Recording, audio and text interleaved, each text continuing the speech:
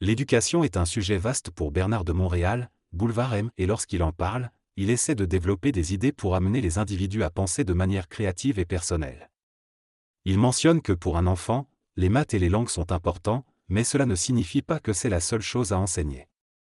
Il souligne que chaque individu a des intérêts et des passions différents, et cela devrait également être pris en compte dans son éducation. Il précise que ces propos ne doivent pas être pris de manière catégorique, mais plutôt comme des pistes de réflexion pour encourager la sécurité psychologique des parents dans leur démarche éducative. Par la suite, François Peyotte, FP, fait le lien avec l'information, qui devrait nous permettre de nous transformer et de penser au-delà des limites imposées par les normes sociales. Le phénomène de désinformation fait partie de l'histoire de l'humanité et de la connaissance en général. Pendant l'involution, l'homme ne pouvait pas saisir la réalité telle qu'elle était, il devait se contenter d'un système de désinformation basé sur la symbologie. Les émetteurs d'informations, n'étant pas suffisamment évolués, transmettaient l'information à travers des symboles. Ce n'est qu'à la fin du XXe siècle, lorsque l'homme a brisé les chaînes de son inconscience, qu'il a commencé à bénéficier de l'information réelle. Cependant, l'homme a été drogué pendant des millénaires par cette désinformation qui lui apportait une certaine sécurité existentielle. Maintenant que l'homme est prêt à utiliser son énergie créative, il peut enfin commencer à s'informer réellement. Dans ce texte, l'auteur explique que l'homme fait face à une difficulté à passer d'une façon d'être à une autre de manière instantanée. Cette transition crée une dualité, un choc et du doute, incitant l'homme à remettre en question ses croyances.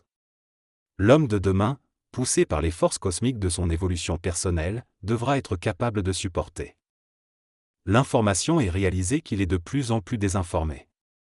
Les sciences psychologiques ont coloré son ego et lui ont donné une fausse sécurité, une appartenance sociale et une relation standardisée avec la société.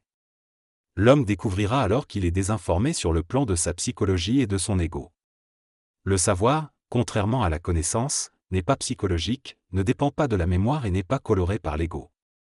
Deux individus qui savent peuvent se comprendre parfaitement.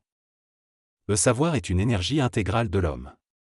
Dans l'évolution future, de plus en plus d'individus sauront, mais ce savoir sera totalement individualisé. L'homme atteindra le savoir en reliant sa conscience humaine égoïque à ce qu'il sait. Ce qui empêche l'homme de savoir, ce n'est pas lui-même, mais ce qu'il croit savoir. L'évolution de l'humanité se fera à travers l'individualisation de l'homme, passant de la personnalité à la personne.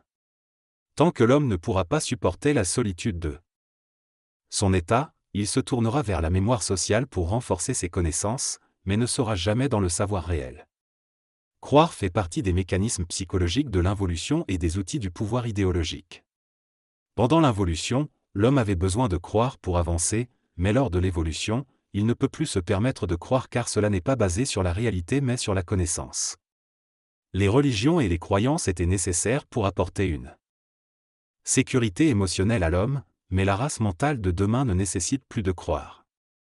La croyance nous aliène et nous oblige à nous appuyer sur une autorité pour trouver une sécurité émotionnelle qui n'est pas nécessaire pour être.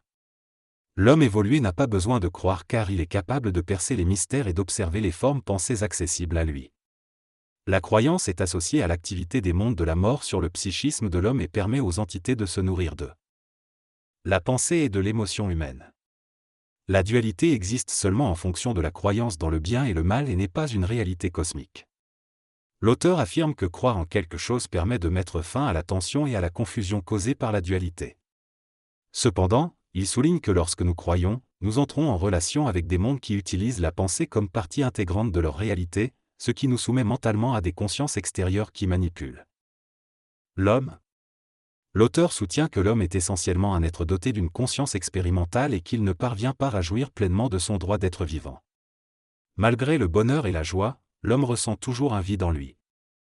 Il explique que cela est dû à des croyances illusoires qui nous lient à des données non réelles, nous empêchant ainsi de vivre pleinement. L'auteur remet en question la recherche du bonheur, affirmant qu'elle relève de la domination psychologique des forces qui utilisent nos émotions pour nous apporter une forme de permanence. Il suggère que l'homme doit apprendre à regarder la vie d'une nouvelle manière, en remettant en cause les piliers de connaissances et de croyances auxquels nous nous attachons depuis des siècles. Selon l'auteur, l'homme ne devrait pas avoir besoin de croire pour exister, contrairement à la nature et aux animaux qui n'ont pas besoin de croyances pour être bien.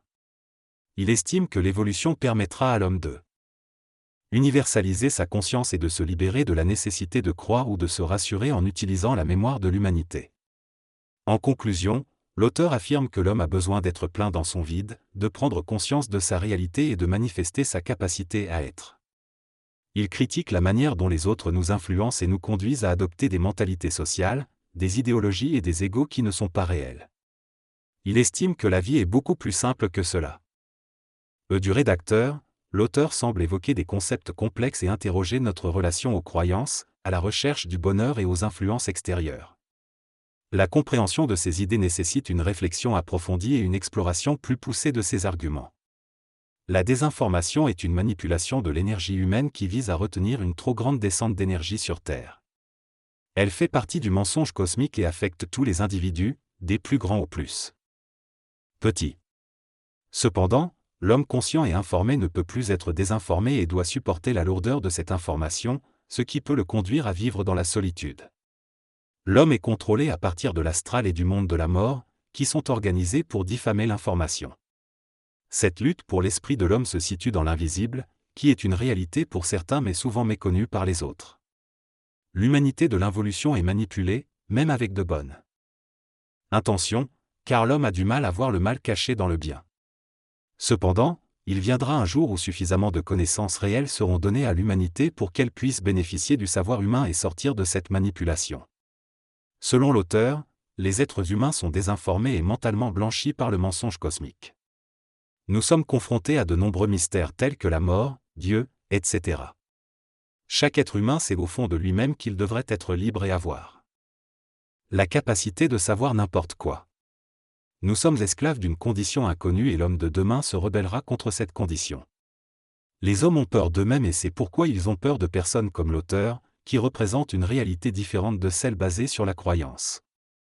Il n'y a pas de hiérarchie dans la connaissance réelle, et l'intelligence dépasse la psychologie contemporaine. L'homme du futur sera intelligent à un niveau supérieur, au-delà des comparaisons avec les animaux. Lorsque nous abordons les domaines de l'esprit, de l'âme et du psychique, il n'y a plus d'éducation terrestre. Le processus pour passer du savoir à l'expression de ce savoir nécessite une phase de désapprentissage de la mémoire et de liquider les connaissances acquises.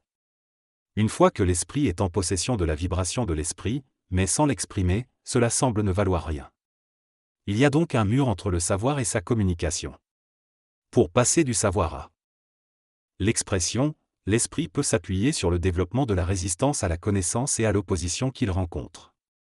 Progressivement, l'homme devient capable de maîtriser son savoir et de l'exprimer avec justesse.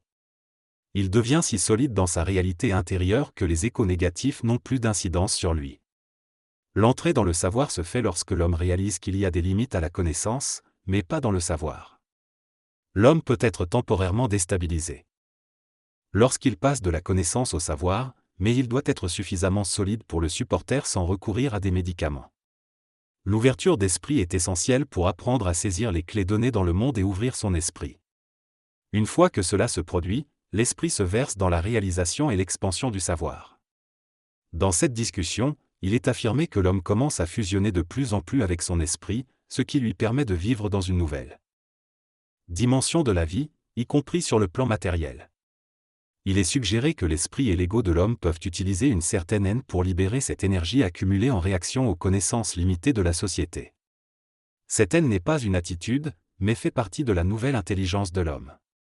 Il est dit que la révolte de l'initié est une révolte occulte contre les forces qui entravent l'esprit de l'homme, telles que les forces de l'inconscient et de l'astral. Enfin, il est souligné qu'il est important pour l'homme de prendre conscience de ses forces et de ne pas se laisser manipuler par elles. Dans cette séquence, le conférencier BDM parle de l'importance de prendre conscience de la dimension matérielle de l'existence humaine. Il explique que l'évolution de l'homme l'a amené à descendre de race en race, jusqu'à être complètement immergé dans la matière. Maintenant, il est temps pour l'homme de retourner à sa source et de vivre sa réalité, au-delà des concepts religieux ou spirituels. BDM souligne que l'évolution future de l'homme dépassera même ce que les Atlantes ou les extraterrestres ont fait avec la matière. Il explique qu'il organise des séminaires pour partager cette connaissance et s'assurer qu'elle ne soit pas perdue. BDM souligne que lorsqu'il s'exprime de manière forte, c'est pour transmettre une vibration et provoquer l'attention et la réflexion. Il compare son approche à celle du chanteur Charlebois qui a cassé sa guitare pour provoquer une réaction et faire entendre sa musique. BDM conclut en soulignant que le temps de la diplomatie dans la transmission du savoir est révolu et que nous devons maintenant être audacieux et directs dans nos échanges. Dans cette conversation, les interlocuteurs discutent de l'énergie et de la révolte de l'homme. Ils soulignent que l'homme doit trouver en lui-même la force de se rebeller et de s'exprimer. Ils évoquent également l'idée d'une nouvelle évolution de l'homme, basée sur l'énergie et le feu d'intérieur. Ils critiquent la division de l'homme par les autorités et les idéologies, qui créent des blocs nationaux et une situation politique inconsciente. Ils affirment que la vie consciente de l'homme est en relation avec ceux qui sont sur sa vibration, que la vie n'est pas partageable et que chaque individu doit vivre en harmonie avec lui-même et les autres sur la même fréquence. Ils abordent ensuite la question des ovnis, affirmant que ce phénomène n'est pas une expérience consciente pour l'homme de demain, mais plutôt une expérience inconsciente pour les masses qui doivent continuer à évoluer. Ils soulignent qu'il y a beaucoup de désinformation à ce sujet et que l'homme doit être informé et capable de discerner par lui-même.